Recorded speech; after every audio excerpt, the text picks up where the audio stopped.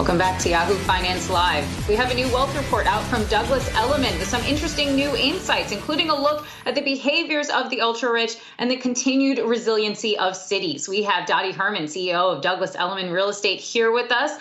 So Dottie, looking at this report, wondering why we need to pay more attention to the behaviors of the ultra-high net worth individuals. How does that help or even shape, policies in our look at economic trends? Well, you always want to look at what the wealthy do because they set the trends. And I've always learned in my life, follow what those people do that know how to make money. And obviously through the pandemic, every sector of real estate did well, but the ultra wealthy, and let's call it the one percenters across the country and across Europe, and that is basically the top 1%, which varies state by state and country by country, depending on their cost of living. But the one percenters did great. They left the cities, the coastal cities. They moved to areas that had mountains and that had water and space, and they looked for lifestyle and health and wellness.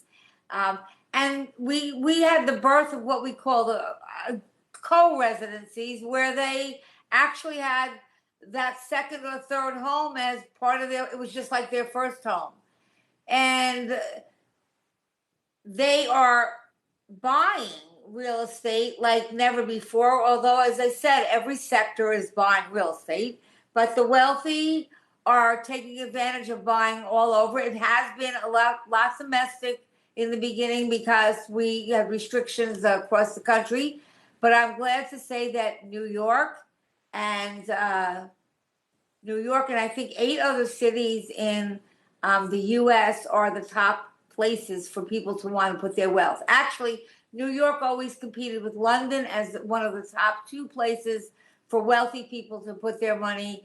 And New York, despite everything that went on there and as badly as we got hit, people that are savvy, people that's smart, know it's remained the capital of the world, which it is. And now is an opportunity of a lifetime.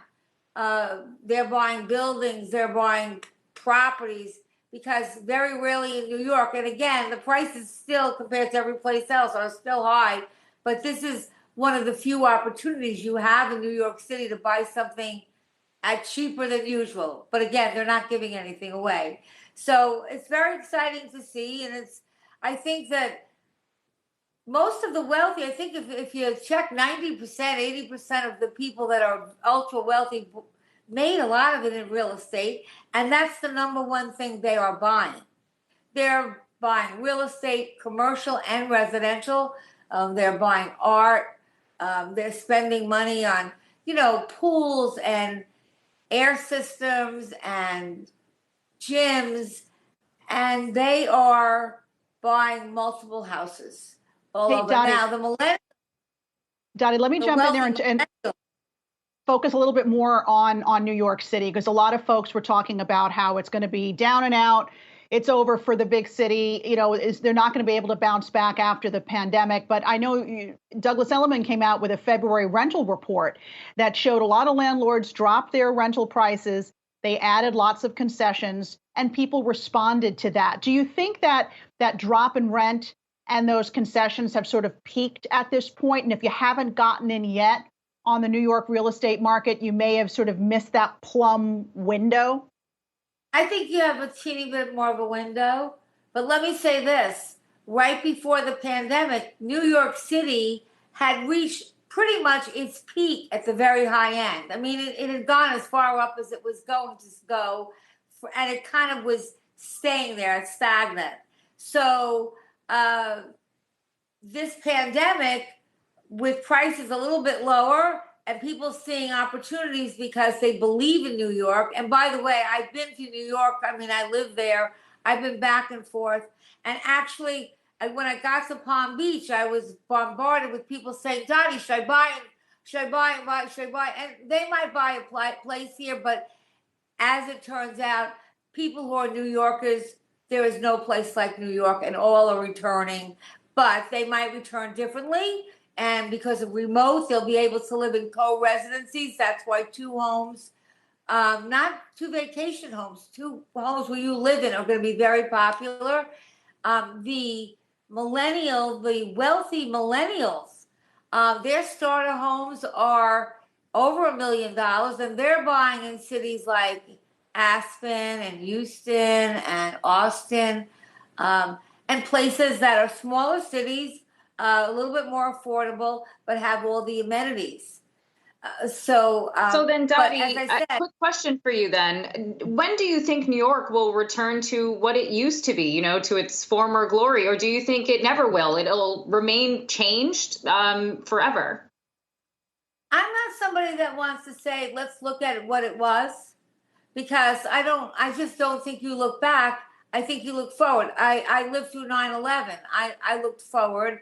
I think what you are going to see in New York, though, and this is, again, no one has a crystal ball, but I think you'll see, because of the price drops, especially on the leases, a lot of people, young people especially, who were priced out of New York City and generally had to move to areas outside, so to Queens, and that's how Brooklyn became so expensive, found an opportunity to buy there. And in my opinion, you're getting young people back. I think it'll become a little bit more edgy again. And I think that it's actually great to see that, because it was really getting to a point where you were either priced out or you had money. And I think it'll be a little bit more well-rounded. It'll come back younger. I think it'll come back a little edgier, which I thought we kind of lost a little bit of the edge. It got very suburbanish.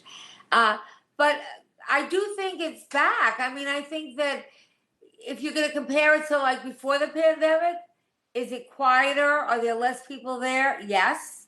And until the vaccine is pretty much, and we have heard mentality, I think people are still going to be very cautious. All right. So then New York will be coming back stronger and edgier. What a great prediction. Dottie Herman, Douglas Elliman Real Estate CEO. Thanks so much for joining us today.